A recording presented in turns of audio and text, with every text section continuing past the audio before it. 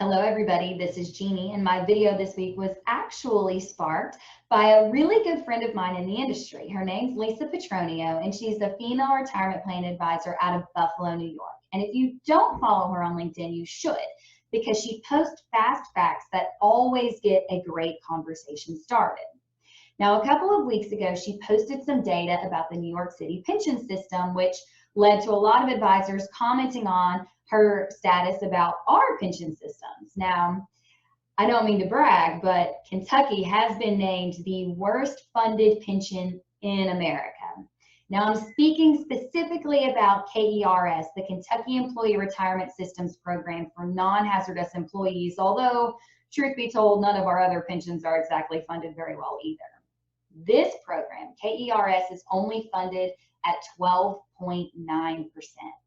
The program has $15 billion in liabilities and only $2 billion in assets.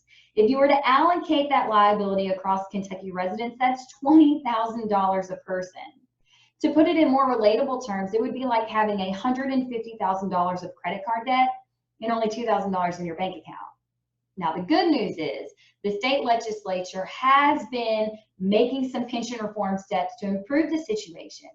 And earlier this year, they passed a bill called House Bill 1, which is actually giving 118 Kentucky organizations the options to buy themselves out of the pension.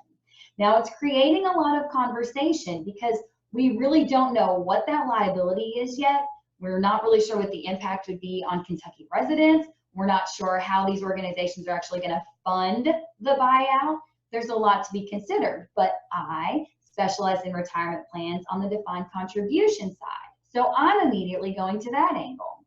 Some of the most notoriously affected organizations are our regional universities because they have high employee counts, and we're all going to assume that the pension buyout's also going to be high.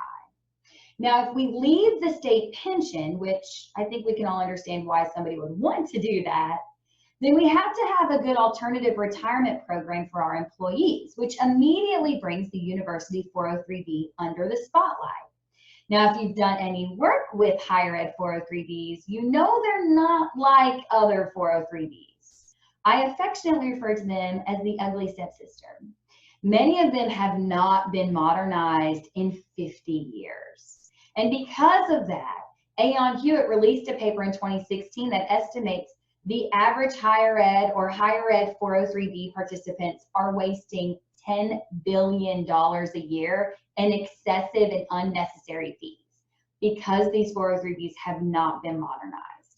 How is that even possible? Well, next week, I'll actually break down the difference between these higher ed 403Bs and these newer, more modern 403B contracts and illustrate where those excessive fees are being built in and what we're trying to do with our regional universities here in Kentucky, especially as they go through this entire retirement benefit package reform and modernize their benefits. So stay tuned for next week. We'll walk you through all of those examples, and I hope that you guys have a wonderful evening.